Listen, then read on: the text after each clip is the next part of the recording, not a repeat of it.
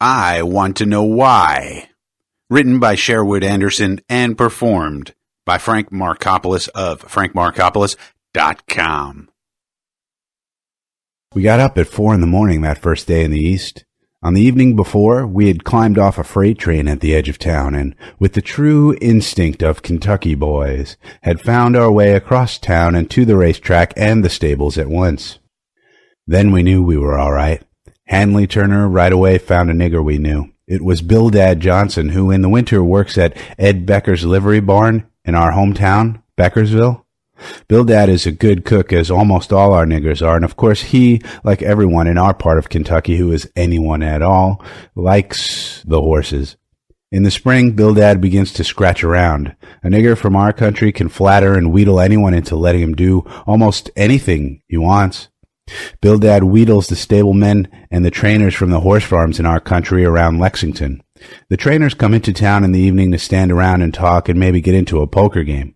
Bildad gets in with them. He is always doing little favors and telling about things to eat, chicken browned in a pan, and how is the best way to cook sweet potatoes and cornbread. It makes your mouth water to hear him.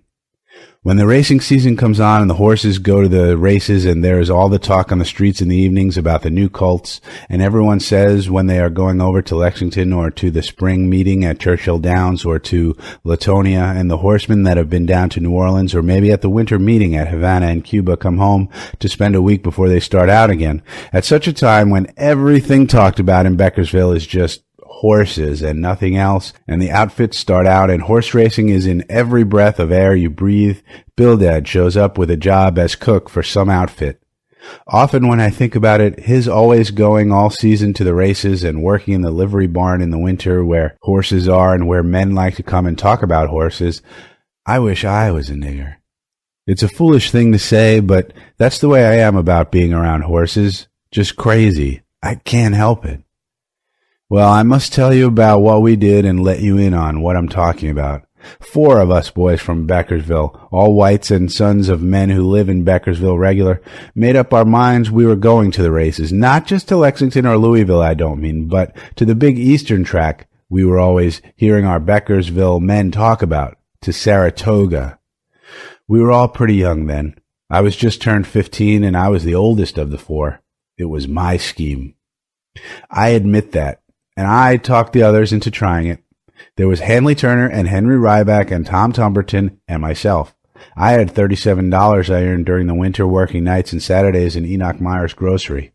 Henry Ryback had $11 and the others, Hanley and Tom, had only $1 or $2 each. We fixed it all up and laid low until the Kentucky spring meetings were over and some of our men, the sportiest ones, the ones we envied the most, had cut out. Then we cut out too. I won't tell you the trouble we had beating our way on the freights and all. We went through Cleveland and Buffalo and other cities and saw Niagara Falls. We bought things there, souvenirs and spoons and cards and shells with pictures of the falls on them for our sisters and mothers, but thought we had better not send any of the things home. We didn't want to put the folks on our trail and maybe be nabbed. We got into Saratoga, as I said, at night and went to the track. Bildad fed us up. He showed us a place to sleep in hay over a shed and promised to keep still. Niggers are all right about things like that. They won't squeal on you. Often a white man you might meet when you had run away from home like that might appear to be all right and give you a quarter or half a dollar or something, and then go right and give you away. White men will do that, but not a nigger. You can trust them. They are squarer with kids. I don't know why. At the Saratoga meeting that year, there were a lot of men from home. Dave Williams and Arthur Mulford and Jerry Myers and others. Then there was a lot from Louisville and Lexington Henry Ryback knew, but I didn't. They were professional gamblers, and Henry Ryback's father is one too. He is what is called a sheet rider and goes away most of the year to tracks. In the winter, when he is home in Beckersville, he don't stay there much, but goes away to cities and deals faro. He is a nice man and generous, is always sending Henry presents, a bicycle and a gold watch and a Boy Scout suit of clothes and things like that. My own father is a lawyer. He's all right, but don't make much money and can't buy me things. And anyway, I'm getting so old now, I don't expect it. He never said nothing to me against Henry, but Hanley Turner and Tom Tumberton's fathers did. They said to their boys that money so come by is no good, and they didn't want their boys brought up to hear gamblers talk and be thinking about such things and maybe embrace them. That's all right, and I guess the men know what they were talking about, but I don't see what it's got to do with Henry or with horses either. That's what I'm writing this story about. I'm puzzled. I'm getting to be a man and want to think straight and be okay, and there's something I saw at the race meeting at the Eastern track I can't figure out. I can't help it. I'm crazy about thoroughbred horses. I've always been that way. When I was 10 years old and saw I was growing to be big and couldn't be a rider, I was so sorry I nearly died. Harry Hellenfinger in Beckersville, whose father is postmaster, is grown up and too lazy to work, but likes to stand around in the street and get up jokes on boys like sending them to a hardware store for a gimlet to bore square holes and other jokes like that. He played one on me. He told me that if I would eat half a cigar, I would be stunted and not grow anymore and maybe could be a rider. I did it. When father wasn't looking, I took a cigar out of his pocket and gagged it down some way. It made me awful sick, and the doctor had to be sent for, and then it did no good. I kept right on growing. It was a joke.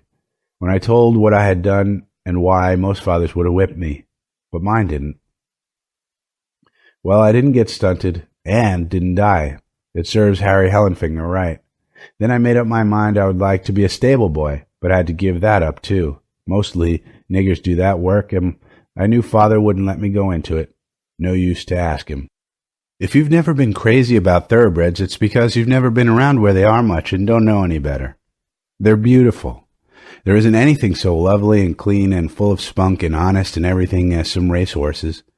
On the big horse farms that are all around our town, Beckersville, there are tracks and the horses run in the early morning. More than 1,000 times I've got out of bed before daylight and walked 2 or 3 miles to the track. Mother wouldn't have let me go, but father always says, let him alone. So I got some bread out of the bread box and some butter and jam, gobbled it, and lit out. At the tracks, you sit on the fence with men, whites and niggers, and they chew tobacco and talk, and then the colts are brought out. It's early, and the grass is covered with shiny dew, and in another field a man is plowing, and they are frying things in a shed where the niggers sleep.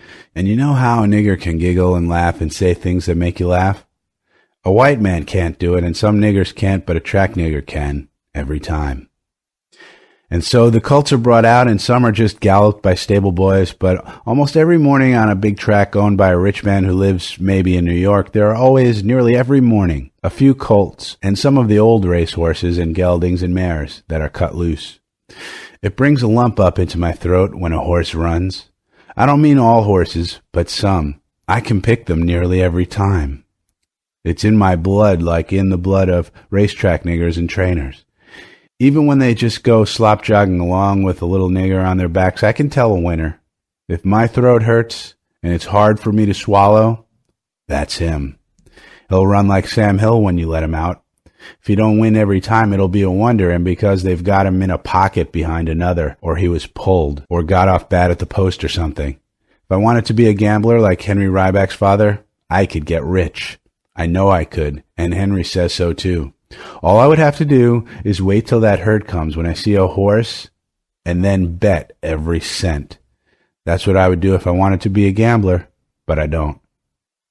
When you're at the tracks in the morning, not the racetracks, but the training tracks around Beckersville, you don't see a horse, the kind I've been talking about, very often, but it's nice anyway. Any thoroughbred that is sired right and out of a good mare and trained by a man that knows how can run. If he couldn't, what would he be there for and not pulling a plow? Well, out of the stables they come, and the boys are on their backs, and it's lovely to be there. You hunch down on top of the fence and itch inside you. Over in the sheds, the niggers giggle and sing. Bacon is being fried and coffee made. Everything smells lovely. Nothing smells better than coffee and manure and horses and niggers and bacon frying and pipes being smoked out of doors on a morning like that. It just gets you. That's what it does. But about Saratoga, we was there 6 days and not a soul from home seen us, and everything came off just as we wanted it to, fine weather and horses and races and all. We beat our way home, and Bildad gave us a basket with fried chicken and bread and other eatables in, and I had $18 when we got back to Beckersville. Mother jawed and cried, but Pop didn't say much.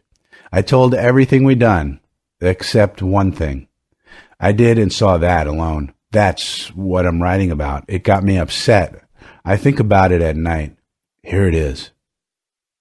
At Saratoga, we laid up nights in the hay in the shed Bildad had showed us and ate with the niggers early and at night when the race people had all gone away.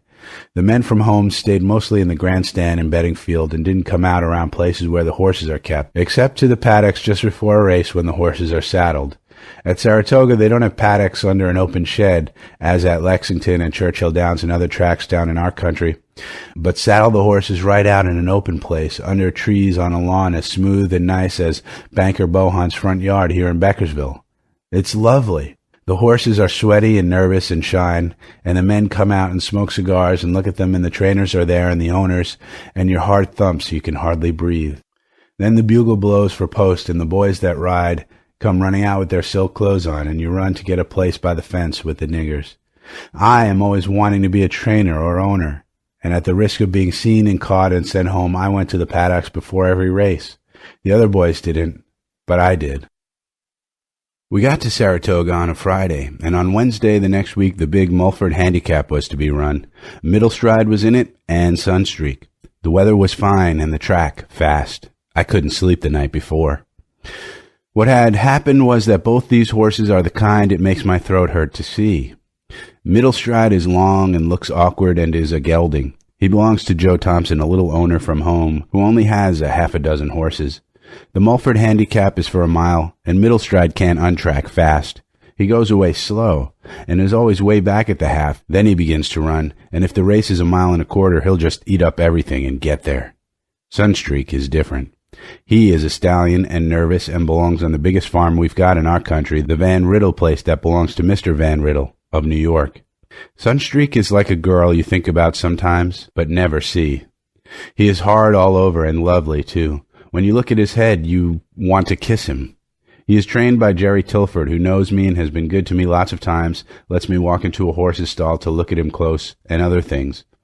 There isn't anything as sweet as that horse. He stands at the post quiet and not letting on, but he is just burning up inside. Then when the barrier goes up, he is off like his name, Sunstreak. It makes you ache to see him. It hurts you. He just lays down and runs like a bird dog. There can't anything I ever see run like him except Middle Stride when he gets untracked and stretches himself. Gee, I ached to see that race and those two horses run. Ached and dreaded it, too. I didn't want to see either of our horses beaten. We had never sent a pair like that to the races before. Old men in Beckersville said so, and the niggers said so. It was a fact. Before the race, I went over to the paddocks to see. I looked a last look at Middle Stride, who isn't such a much standing in a paddock that way. Then I went to see Sunstreak. It was his day. I knew when I see him. I forgot all about being seen myself and walked right up. All the men from Beckersville were there, and no one noticed me except Jerry Tilford. He saw me, and something happened. I'll tell you about that. I was standing looking at that horse and aching. In some way, I can't tell how, I knew just how Sunstreak felt inside. He was quiet and letting the niggers rub his legs, and Mr. Van Riddle himself put the saddle on, but he was just a raging torrent inside. He was like the water in the river at Niagara Falls, just before it goes plunk down. That horse wasn't thinking about running. He don't have to think about that. He was just thinking about holding himself back till the time for the running came. I knew that. I could just, in a way, see right inside him. He was going to do some awful running, and I knew it. He wasn't bragging or letting on much or prancing or making a fuss, but just waiting. I knew it, and Jerry Tilford, his trainer, knew. I looked up, and then that man and I looked into each other's eyes. Something happened to me. I guess I loved the man as much as I did the horse because he knew what I knew. Seemed to me there wasn't anything in the world but that man and the horse and me. I cried, and Jerry Tilford had a shine in his eyes. Then I came away to the fence to wait for the race. The horse was better than me, more steadier, and now I know, better than Jerry. He was the quietest, and he had to do the running. Sunstreak ran first, of course, and he busted the world's record for a mile. I've seen that, if I never see anything more. Everything came out just as I expected. Middle Stride got left at the post and was way back and closed up to be second, just as I knew he would. He'll get a world's record, too, someday. They can't skin the Beckersville country on horses. I watched the race calm because I knew what would happen. I was sure. Henley Turner and Henry Ryback and Tom Tumberton were all more excited than me. A funny thing had happened to me. I was thinking about Jerry Tilford, the trainer, and how happy he was all through the race. I liked him that afternoon even more than I ever liked my own father. I almost forgot the horses thinking that way about him. It was because of what I had seen in his eyes as he stood in the paddocks beside Sunstreak before the race started. I knew he had been watching and working with Sunstreak since the horse was a baby colt, had taught him to run and be patient and when to let himself out and not to quit, never. I knew that for him it was like a mother seeing her child do something brave or wonderful. It was the first time I ever felt for a man like that. After the race that night, I cut out from Tom and Hanley and Henry. I wanted to be by myself, and I wanted to be near Jerry Tilford if I could work it. Here is what happened. The track in Saratoga is near the edge of town. It is all polished up and trees around, the evergreen kind, and grass and everything painted and nice. If you go past the track, you get to a hard road made of asphalt for automobiles, and if you go along this for a few miles, there is a road turns off to a little rummy-looking farmhouse set in a yard. That night after the race, I went along that road, because I had seen Jerry and some other men go that way in an automobile. I didn't expect to find them. I walked for a ways and then sat down by a fence to think. It was the direction they went in. I wanted to be as near Jerry as I could. I felt close to him. Pretty soon I went up the side road, I don't know why, and came to the rummy farmhouse. I was just lonesome to see Jerry, like wanting to see your father at night when you are a young kid. Just then an automobile came along and turned in. Jerry was in it, and Henry Ryback's father, and Arthur Bedford from home, and Dave Williams, and 2 other men I didn't know. They got out of the car and went into the house, all but Henry Ryback's father, who quarreled with them and said he wouldn't go.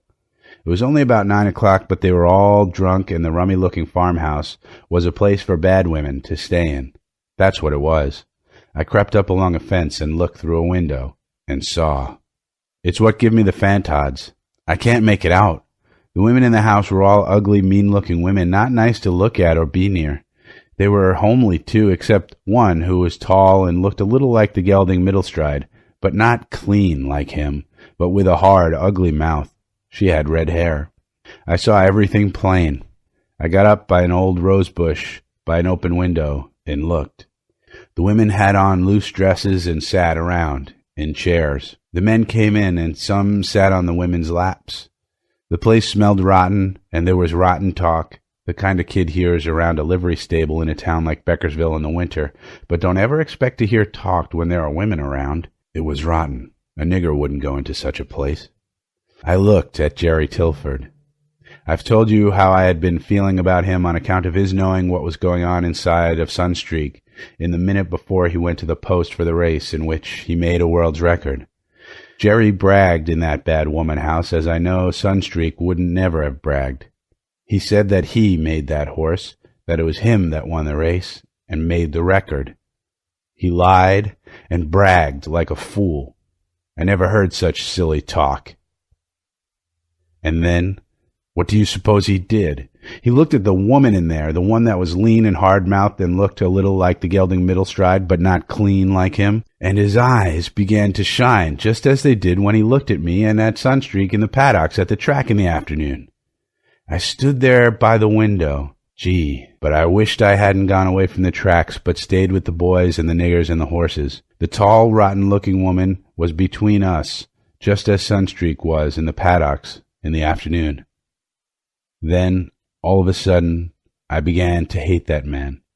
I wanted to scream and rush in the room and kill him. I never had such a feeling before. I was so mad clean through that I cried, and my fists were doubled up so my fingernails cut my hands. And Jerry's eyes kept shining, and he waved back and forth, and then he went and kissed that woman, and I crept away and went back to the tracks and to bed and didn't sleep hardly any. And the next day, I got the other kids to start home with me and never told them anything I seen. I've been thinking about it ever since. I can't make it out. Spring has come again, and I'm nearly 16 and go to the tracks morning same as always, and I see Sunstreak and Middlestride and a new colt named Strident I'll bet will lay them all out, but no one thinks so but me and 2 or 3 niggers. But things are different. At the tracks, the air don't taste as good or smell as good. It's because a man like Jerry Tilliford, who knows what he does, could see a horse like Sunstreak run and kiss a woman like that the same day. I can't make it out. Darn him. What did he want to do like that for? I keep thinking about it, and it spoils looking at horses and smelling things and hearing niggers laugh and everything. Sometimes I'm so mad about it, I want to fight someone. It gives me the fantods. What did he do it for? I want to know why.